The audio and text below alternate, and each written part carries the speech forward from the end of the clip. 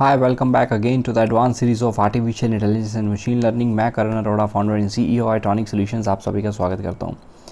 तो ये हमारा लास्ट का सेशन होने वाला है जिसके अंदर हम यहाँ पे रैंडम फॉरेस्ट रिग्रेशन को यूज़ करेंगे to predict the total number of corona virus cases, जो कि हमें ये देखने हैं कि आज 6 जुलाई को कितने केसेस होंगे या 7 जुलाई को कितने केसेस होंगे, या मेरे को आज से 30 दिन बाद देखने हैं कि कितने केसेस होंगे या अगस्त में कितने होंगे। तो अभी तक हमने जो एल्गोरिदम यूज़ कर चुके हैं वो हम लीनियर रिग्रेशन यूज़ कर चुके हैं, पॉलिनोमियल रिग्रेशन यूज़ कर चुके हैं, स्पॉट वेक्टर रिग्रेशन यूज़ कर चुके हैं, डिसीजन ट्री रिग्रेशन यूज़ कर चुके हैं। यहाँ पे जो हम एल्गोरिदम यूज़ करेंगे that is random forest regression. Linear regression की बात करें तो उसमें हमें जो एक्यूरेसी मिली थी दैट इज़ 82। पॉलिनोमियल रिग्रेशन के अंदर हमें जो एक्यूरेसी मिली थी that is 99%। And support vector regression की बात करेंगे तो उसके अंदर भी हमें काफ़ी अच्छी एक्यूरेसी मिली थी दैट इज़ 98%। लेकिन अगर हम डिसीजन ट्री की बात करें उसमें एक्यूरेसी तो हमें 100% मिल गई, लेकिन वो 100% एक्यूरेसी किसी काम की नहीं आई। हमारा जो मॉडल था वो ओवर ही फिट हो चुका था और वो हर एक दिन के लिए सेम वही वैल्यू प्रेडिक्ट कर रहा था जो लास्ट वैल्यूज़ को मिली थी, राइट। तो इसको हम तब कंसिडर कर सकते हैं कि अगर मेरे को लास्ट वैल्यू के आसपास अगर कोई वैल्यू प्रेडिक्ट करनी हो तो तब भी कोई फ़ायदा नहीं है। तो अगर लास्ट वैल्यू मेरे को अगर पता ही है कि ये है तो अगले दिन वो वही वैल्यू बताने वाला है। तो यहाँ पे डिसीजन ट्री रिग्रेशन जो है वो फेल हो चुकी है। तो डिसीजन ट्री रिग्रेशन को तभी हम यूज़ करते हैं जब data purely non linear in nature हो, तो वो बहुत अच्छे से वर्क करती है। अब यहाँ पे चेक करते हैं कि रैंडम फॉरेस्ट रिग्रेशन कैसे हम यहाँ पे यूज़ करेंगे, और उसको यूज़ करने के लिए सेम वही स्टेप्स जो हमने हर एक लाइब्रेरी में जो इंपोर्ट की हैं लाइब्रेरीज़ उसको इंपोर्ट कर लेंगे, या पिछले जितने भी सेशंस हैं हमने सेम स्टेप फॉलो किए। सो इंपोर्ट कर लेना है हमें यहाँ पे numpy as np and import pandas as pd and import matplotlib.pyplot as plt। और उसके बाद हमें अपनी CSV फाइल को रीड कर लेना है दैट इज़ pd.read_csv। फाइल का नेम है covid19india.org। सो इसको मैंने यहाँ पे एक डेटा वेरिएबल के अंदर सेव कर लिया। तो यहाँ पे मैं वही वेरिएबल के अंदर यहाँ पे इसको रीड कर लेता हूँ। सो यहाँ पे हमें जो एरर शो कर रहा है दैट इज़ covid19india.org। ये मैंने यहाँ पे वेबसाइट का नेम यहाँ पे लिख दिया दैट इज़ covid19india.csv हमें यहाँ पे लिखना है। So this is not an org, so it's my mistake. So यहाँ पे हमने डेटा को रीड कर लिया दैट इज़ covid19india.csv फाइल के थ्रू, जिसको हमने डेटा नाम के वेरिएबल के अंदर स्टोर कर लिया। अब हमें यहाँ पे देखना है कि डिसीजन ट्री कैसे वर्क करता है, वो हमने लास्ट के सेशन में देख लिया। रैंडम फॉरेस्ट कैसे वर्क करता है वो हम चेक करते हैं। अब अगर मैं यहाँ पे रैंडम फॉरेस्ट की बात करूँ, अब पहले क्या था कि हम एक ट्री के ऊपर डिपेंडेंट थे। तो लेट्स से मेरे पास वहाँ पे एक ट्री था, तो मैं इससे ये पूछ रहा हूँ कि ये उसने यहाँ पे दो डिफरेंट वैल्यूज़ में स्प्लिट कर दिया कि उसकी वैल्यू लेस देन है, ग्रेटर देन है, कुछ भी हो सकता है। उसके अकॉर्डिंग फर्दर दो मेरे पास यहाँ पे कंडीशंस और आ रही हैं, फर्दर इसके अकॉर्डिंग भी दो कंडीशंस और आ रही हैं, राइट। सो ये जो है ये प्रेडिक्ट कर रहा है कि ये जो रेड है या ग्रीन है, या रेड है या ग्रीन है। तो इस ट्री ने जो मेरे को प्रेडिक्ट करके बताया कि ये जो ट्री है वो रेड है, राइट। तो वहाँ पे हमारे पास जो हमारा ये ट्री बोल देता था हम वही रिज़ल्ट मान लेते थे। अब मैंने यहाँ पे क्या किया, अपना जो मेरा डेटा है, मेरे डेटा में 100 ऑफ लाइंस हैं, तो इन 100 ऑफ लाइंस में से कुछ लाइंस मैं इसको दे दूँगा। लेट्स से 70 लाइंस मैंने इसको दे दी, और यहाँ पे 80 लाइंस प्रोवाइड कर दी, यहाँ पे 40 लाइंस प्रोवाइड कर दी। तो मैंने अपना डेटा शफल करके सबको रेंडमली कुछ लाइंस का डेटा प्रोवाइड कर दिया। अब मैंने बोला कि तुम प्रेडिक्ट करके बताओ कि ये जो रेड है या ग्रीन है।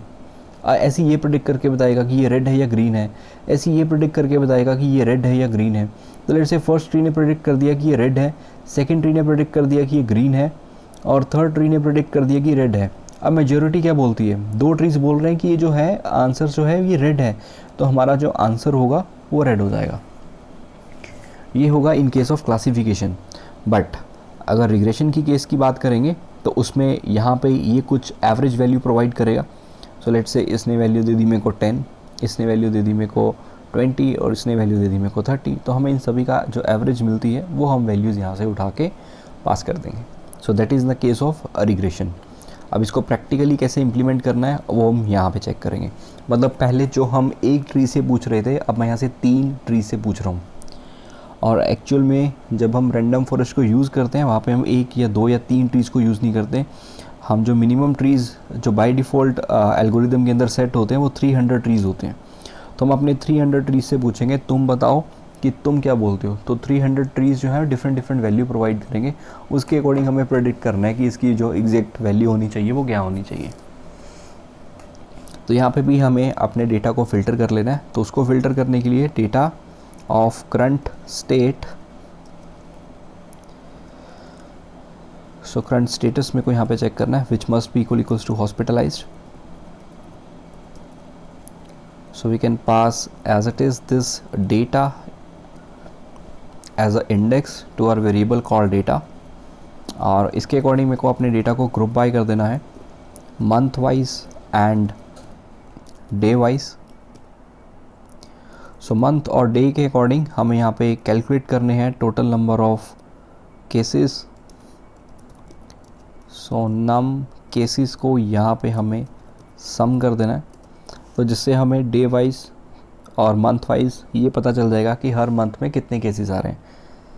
तो जैसे अगर जुलाई की बात करूं, इसमें डे 1 में 19,429 केसेस आए थे, 2 जुलाई को 21,000 के आसपास आए थे, 3 जुलाई को 22,000 आए थे, 4 जुलाई को 24,000 के आसपास आए थे एंड 5 जुलाई को 23,932 केसेस। सो इसको मैं स्टोर कर लेता हूँ एक वेरिएबल में जिसको मैंने नाम दे दिया डे। अब यहाँ से हमें अपने x और y को अलग करना है। तो x को अलग करने के लिए हमने एरे को क्रिएट किया था, दैट इज़ np.arrayRange। सो जितने हमारे पास डेज़ अवेलेबल हैं तो वो हमें पता चल जाएगा। तो लेंथ कैलकुलेट कर लेते हैं डे की। तो मेरे पास टोटल 122 डेज़ हैं, 0 से लेके 121। सो इसको मैं यहाँ पे x के अंदर स्टोर कर लेता हूँ। उसके बाद x मेरा 2 डायमेंशनल एरे के अंदर होना चाहिए, तो मैं यहाँ पे रीशेप कर दूँगा। तो यहाँ पे रोज़ एंड कॉलम्स पास करने हैं। रोज़ मैं यहाँ पे -1 पास कर दूँगा कि तुम खुद कैलकुलेट कर लो कितनी वैल्यूज़ हैं, अदरवाइज़ आप 122 डायरेक्टली भी यहाँ पे लिख सकते हो। और यहाँ पे कितने कॉलम चाहिए, कॉलम मेरे को एक ही चाहिए, तो जो x है वो मेरा 2 डायमेंशनल में आ जाएगा। और y को उठाने के लिए मेरे को यहाँ पे लिखना पड़ेगा डे डॉट वैल्यूज़। तो अगर मैं डे डॉट वैल्यूज़ लिख रहा हूँ, यहाँ से मेरा y निकल आएगा। अब मेरे पास x भी कैलकुलेट हो चुका है, जो y है वो मेरा ये है 51, जितने भी यहाँ पे टोटल नंबर ऑफ़ केसेस हैं वो मेरा y है, और x मेरे पास यहाँ पे नंबर ऑफ़ डेज़ अवेलेबल हैं। अब यहाँ पे हमें जो एल्गोरिदम यूज़ करनी है that is random forest regression. तो उसके लिए यहाँ पे लिखेंगे फ्रॉम sklearn डॉट ensemble। तो ensemble नाम की लाइब्रेरी के अंदर ये सारे के सारे पैकेजेस पड़े हैं। तो इसमें हमें इंपोर्ट कर लेना है रैंडम फॉरेस्ट रिग्रेसर, और इसी रैंडम फॉरेस्ट रिग्रेसर को यहाँ पे हम कॉल कर लेंगे और इसको मैं स्टोर कर लेता हूँ एक रिग्रेसर नाम के वेरिएबल के अंदर। अब बस हमें वही मेथड यूज़ करना है, फिट x और y को फिट कर दो, बैकएंड पे अपने आप ये सब कुछ कैलकुलेट कर लेगा। जो भी एवरेज चाहिए सब कुछ चाहिए, तो 300 ट्रीज़ से ये बाय डिफ़ॉल्ट पूछता है। और ये अगर मेरे को बताना हो कि कितने नंबर ऑफ़ ट्रीज़ आपको पास करने हैं, तो यहाँ पे एक आर्ग्यूमेंट है n एस्टिमेटर। तो बाय डिफ़ॉल्ट इसकी वैल्यू 100 है। अब मैं यहाँ से इसको नंबर ऑफ़ ट्रीज़ जो है यहाँ पे मैं 300 ट्रीज़ से पूछने जा रहा हूँ कि 300 ट्रीज़ बताएंगे कि इसमें जो वैल्यू होनी चाहिए वो कितनी होनी चाहिए। और अगर मैं यहाँ पे इसका स्कोर चेक कर लूँ पहले, कितने % रिज़ल्ट इसके एक्यूरेट हैं x का y के साथ। जैसे लास्ट हमने 100% रिज़ल्ट देख लिए थे, तो 99.88% रिज़ल्ट्स आर द एक्यूरेट। यहाँ पे भी मेरे को बहुत अच्छी एक्यूरेसी मिल रही है, लेकिन यहाँ पे भी डिसीजन ट्री जैसा काम ना हो जाए तो वो हम वेरीफाई कर लेते हैं। अब अगर 100 ट्रीज़ बाय डिफ़ॉल्ट जिसकी आर्गूमेंट अगर मैं वो लेके चलता हूँ देन क्या होता है। सो 99.88 आ रही थी जब मैंने 300 ट्रीज़ लिए थे, और अगर मैं 100 ट्रीज़ लेता हूँ देन 99.89, तो कुछ एक्यूरेसी मेरी यहाँ पे बढ़ चुकी है। अब सेम वे इसका स्कैटर प्लॉट करके देखते हैं, plt डॉट स्कैटर कि इसने हमारे डेटा को कैसे फिट किया x का y के साथ, and plt dot plot x का रिग्रेशन डॉट प्रेडिक्ट यहाँ पे x को पास कर देते हैं, देन ग्राफ को यहाँ पे शो कर देंगे। तो x को मैंने y प्रेडिक्टेड के साथ प्लॉट कर लिया। सो यहाँ पे भी आप देखो तो इसने भी वैसे ही इसको ओवरफिट कर दिया। अब चेक कर लेते हैं रिग्रेशन डॉट प्रेडिक्ट डे 121 के लिए क्या बोल रहा था 23,689, और डे 122 के लिए चेक करें तो सेम वैल्यू। डे 145 के लिए चेक करें देन सेम वैल्यू। डे 190 के लिए चेक करें तो same value. So that means इस डेटा के ऊपर आपकी डिसीजन ट्री और रैंडम फॉरेस्ट नाम की रिग्रेशन को हम यहाँ पे यूज़ नहीं कर सकते। तो दोनों ही एल्गोरिदम यहाँ पे यूज़ नहीं होंगी, ना ही रैंडम फॉरेस्ट ना ही डिसीजन ट्री। तो डिसीजन ट्री और रैंडम फॉरेस्ट को तभी यूज़ करना है जब हमारा data purely non linear in nature होगा। जब डेटा हमारा लीनियर इन नेचर है then it's better to use either linear regression, polynomial regression and support vector regression. तो अगर ओवरऑल हम कंपेयर करें तो 3 एल्गोरिदम्स यहाँ पे हमारे सबसे बेस्ट हैं, linear regression, polynomial and support vector. और इन तीनों में से जो बेस्ट एल्गोरिदम हमारे पास सामने निकली हैं that is polynomial regression and support vector regression. और इन दोनों में से भी अगर मैं बात करूँ तो अगर इस डेटा के ऊपर मेरे को अगर कोई एल्गोरिदम यूज़ करनी है then polynomial regression is the best option. लेकिन अगर आने वाले टाइम पे ऑब्वियसली ये केसेस कम होंगे, तो कुछ टाइम के बाद ये जो केसेस हैं ये कम होना स्टार्ट हो जाएंगे।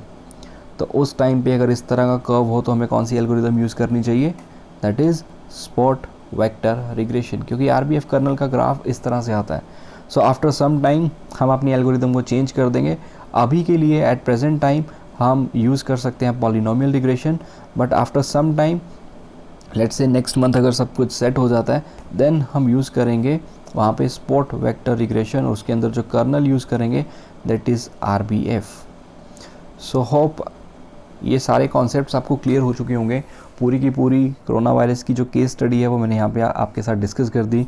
फर्स्ट वीडियो के अंदर हमने चेक किया था कि डेटा साइंस क्या है, मशीन लर्निंग क्या है। सेकंड वीडियो के अंदर हमने चेक किया सेकंड सेशन के अंदर कि कैसे ये डेटा कलेक्ट करना है। डेटा हमने पूरा कलेक्ट कर लिया, और जो वो डेटा है वो मेरा एक लाइव डेटा है।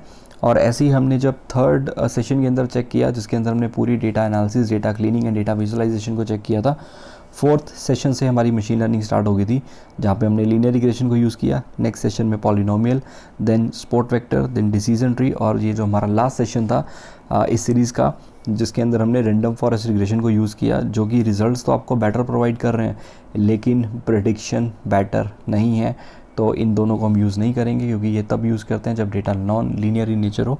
हमारा डेटा लीनियर इन नेचर है, टाइम के साथ वो इंक्रीज़ होता जा रहा है, तो उसमें या तो पॉलिनोमियल या स्पॉट वेक्टर या लीनियर रिग्रेशन को यूज़ करेंगे। So hope you like this series and अगर सच में आपको ये बहुत अच्छी लगी है, आप इसको एज अ प्रोजेक्ट अपने कॉलेज में शो कर सकते हो। एंड इसकी अगर आपको पूरी की पूरी जुपिटर की नोटबुक फाइल्स चाहिए होंगी तो आप कमेंट करके मेरे से ये सारी फाइल्स ले सकते हैं। सो मिलते हैं नेक्स्ट के सेशन में जिसके अंदर मैं पूरी की पूरी डीप लर्निंग की सीरीज़ को आपको यहाँ पे एक्सप्लेन करने वाला हूँ। So see you on the next time. Thank you.